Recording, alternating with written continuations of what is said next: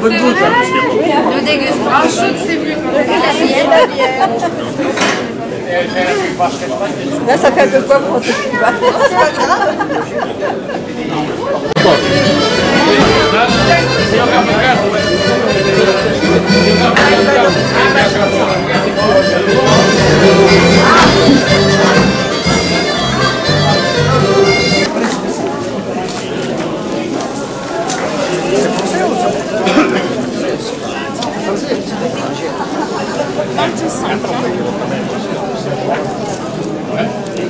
Tiens, tu me fais Et un maintenant, petit sac. une autre chanson qui va vous être proposée, donc qui va vous être proposée, c'est la bourrée du temps.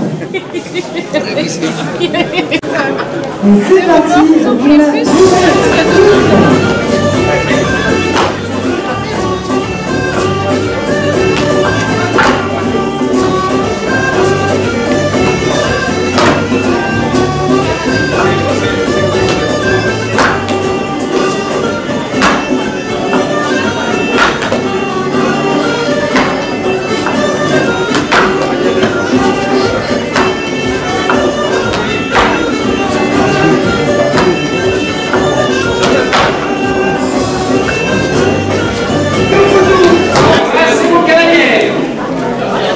Et là, on vous propose la troisième danse de fleurs.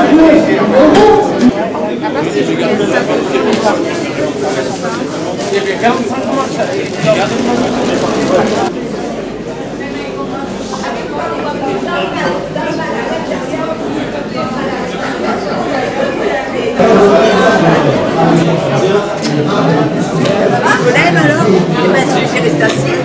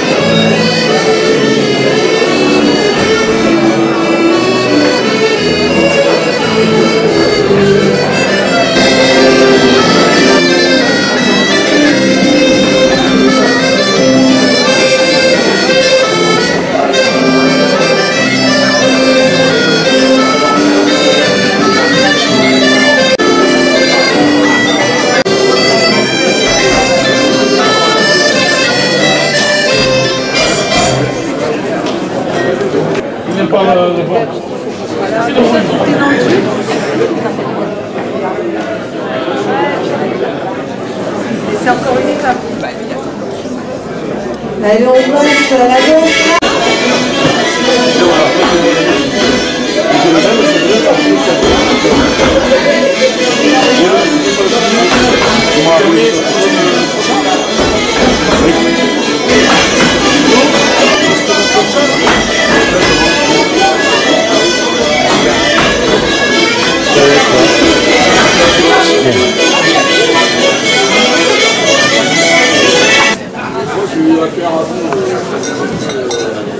Qui s'intitule La coiffe blanche.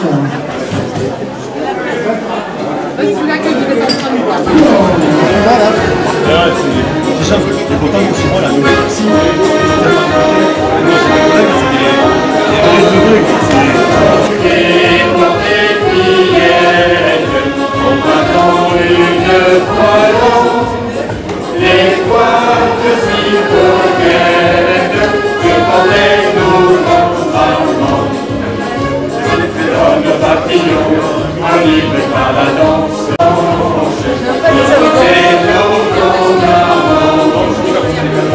Je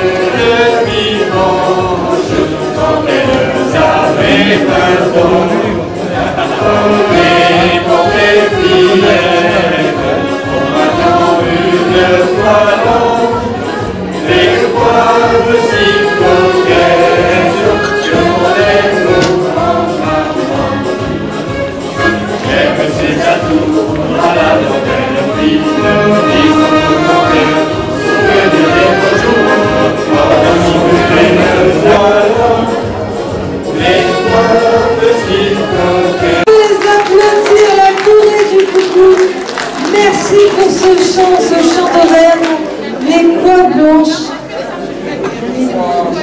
Le public en demande encore.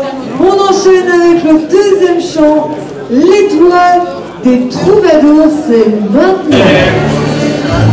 L'étoile des troubadours, un petit point de prière, l'étoile est pour toujours, c'est les grâces sur la terre, quand il y aura des jours, une étoile dans la prière, c'est l'étoile des troubadours.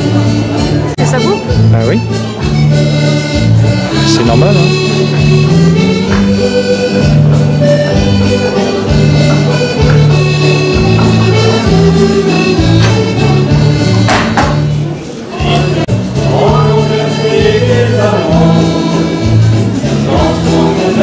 Ancienne, revenez confirmation dans un petit coin de prière, une étoile est pour toujours, c'est l'étoile des monétaires, c'est l'étoile des amours, cette étoile brillera sur la terre, quand il y aura des jours, une étoile dans la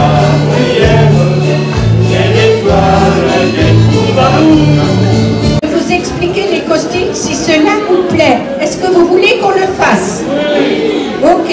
Alors je vais demander aux dames qui ont les jupes. Voilà, très bien. Ok. Donc voilà. Donc on commence par les chapeaux. Donc les coiffes blanches, hein, comme nos grands-mamans, et une autre coiffe. Nous avons en dessous des chemisiers blancs, parce qu'à l'époque de tout ça, on n'avait pas le droit d'être dévêtu en haut, il fallait être couverte jusqu'en haut. Ensuite, nous avons un chemisier, voilà. Nous avons une veste par-dessus ou un chemisier. Alors, nous avons aussi vos grands-parents. Vos grands-parents, elles avaient quoi, vos grandes-mamans, elles avaient quoi comme culotte? La culotte fendue. Donc, ah oui, j'ai connu ça. Ouais. Un petit peu. Voilà, hein, des très jolies culottes fendues. Voilà, d'accord. Bien sûr, nous sommes très bien habillés. On est présentable. Merci. Nous avons après le jupon. D'accord. Voilà. Voilà. Les jupons, ils ont les petits nœuds qui ont la même couleur que leur jupe ou que leur robe. Ensuite, nous avons donc les robes et tout ça. Nous avons certaines un tablier, parce que ça aidait beaucoup quand les femmes, elles allaient dans les champs, elles emmenaient ou les pommes de terre dans le tablier, ou le bébé dans le tablier, ou ce qu'elles ne pouvaient pas faire, elles prenaient le tablier, mettaient tout dedans et elles rentraient à la maison. Voilà. Nous avons, ça s'appelle quoi ça? Des mitaines, tout à fait. Hein? Elles ne pouvaient pas travailler avec des gants dans la terre, elles n'auraient pas pu. C'est bon, voilà. Donc je vous appellerai après. Voilà, très bien. Ben, c'est tout. Nous avons des collants blancs, parce que c'était comme ça, hein, de toute manière. Donc voilà. Et des chaussures noires. En attendant, mesdames, vous pouvez me mettre en arrière, je vous rappelle tout à l'heure. Les hommes avec les gilets. Les hommes avec les gilets. Voilà. Mettez-vous en ligne, que tout le monde voit. Voilà. Vous avez vu comme ils sont beaux, nos hommes, comment ils sont bien habillés. Voilà. Donc ils ont leur chapeau. Le chapeau.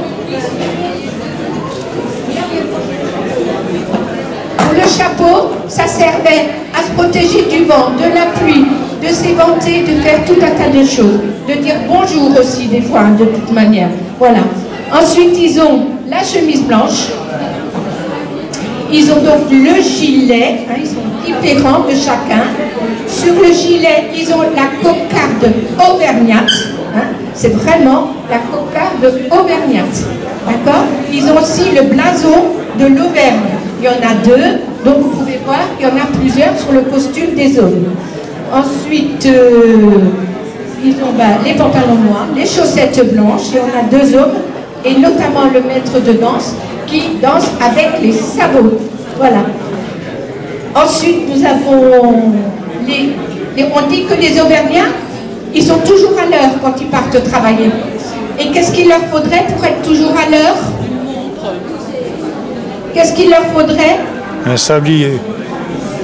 L'heure. Mais est-ce qu'ils ont n'importe quoi comme heure? Qu'est-ce qu'ils ont sur eux? Un cadran solaire. Une montre à gousset. Faut être calé. La montre à gousset. Donc, ils ont une montre à gousset. Montrez vos montres. Donc, les montres à gousset. C'est pas n'importe quelle montre. Et quand ils vont dans la montagne, ils coupent le pain, le fromage, le saucisson et tout ça. Qu'est-ce qu'ils ont sur eux aussi? Une hache. Un couteau. N'importe quel couteau? Non, une tronçonneuse. C'est pas une opinel, c'est un couteau. Oui, très bien de ce côté. Très, très bien. Donc voilà. Donc voilà, le couteau. Vous avez un couteau, un aïeul, un vrai, qui est très, très, très ancien. Donc voilà, je ne peux pas vous le passer, pas le montrer. À l'époque, quand les familles travaillaient dans les champs, le père de famille, à 16 heures, il ouvrait le couteau, il le plantait dans la terre, il se mettait à genoux et il priait. C'était l'Angélus. Donc pour pouvoir le faire à l'époque, je viens bien très loin en arrière, c'était écrit sur le couteau. Et quand le père de famille, ils étaient à table, et que le père de famille avait fini de manger, qu'est-ce qu'il faisait? Quelqu'un le sait?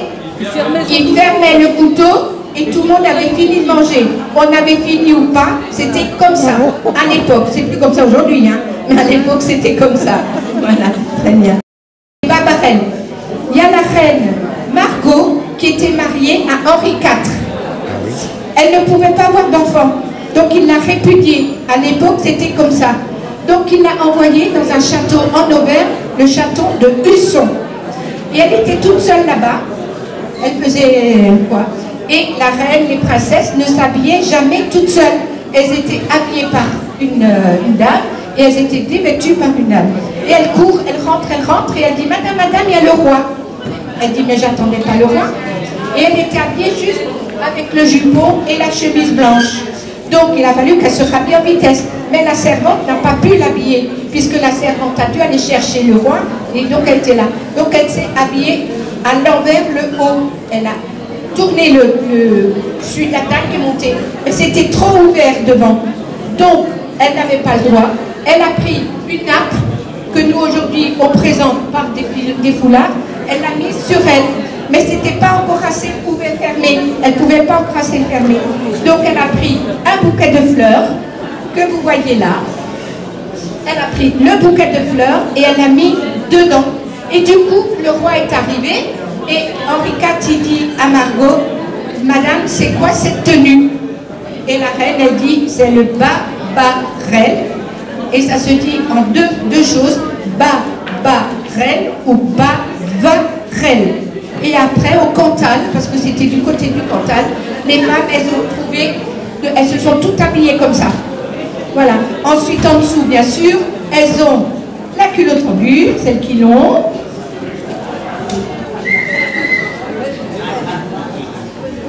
Voilà, hein, voilà.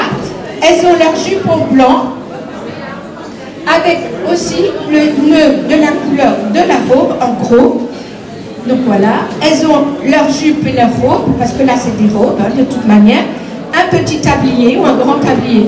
Elles ont les chapeaux sur la tête, qui signifient plein de choses, de toute manière. Alors vous voyez, sur celui-ci, il n'y a pas grand-chose. Celui-ci, c'est pareil, il y a une petite fleur. Par contre, celui-là, il est tout habillé, tout un truc. Ça veut dire que cette famille-là était un peu plus riche que les autres. Il y a aussi ça qui faisait la démarche.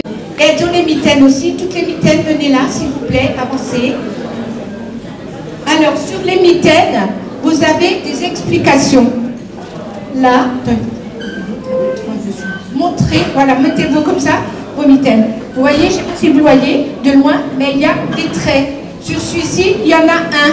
Ça veut dire qu'elle est mariée. Là, c'est pareil. Là, c'est pareil.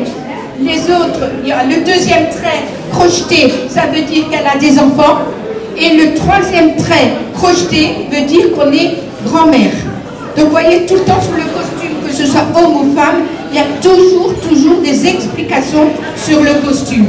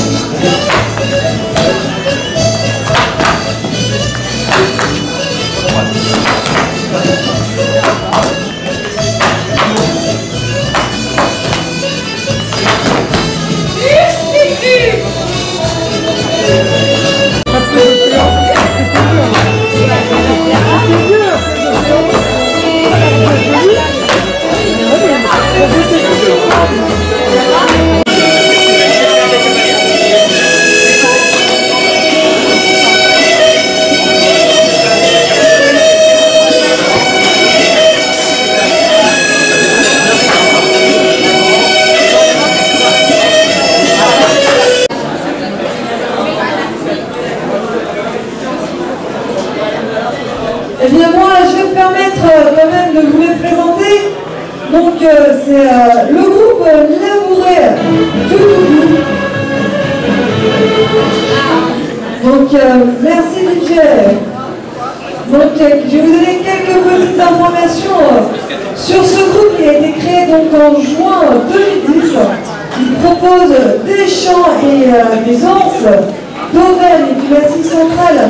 Comme vous avez pu le voir à l'instant, des entraînements vous sont proposés les mardis de 18h30 à 20h30 à la salle Pablo Picasso à Champagne-sur-Seine, ici dans 77. C'était la présidente. N'hésitez pas pour ce soir à prendre vos délices gourmands, votre couscous à emporter pour terminer cette soirée. Ou alors passer chez notre ami l'amical Fabio Portugais.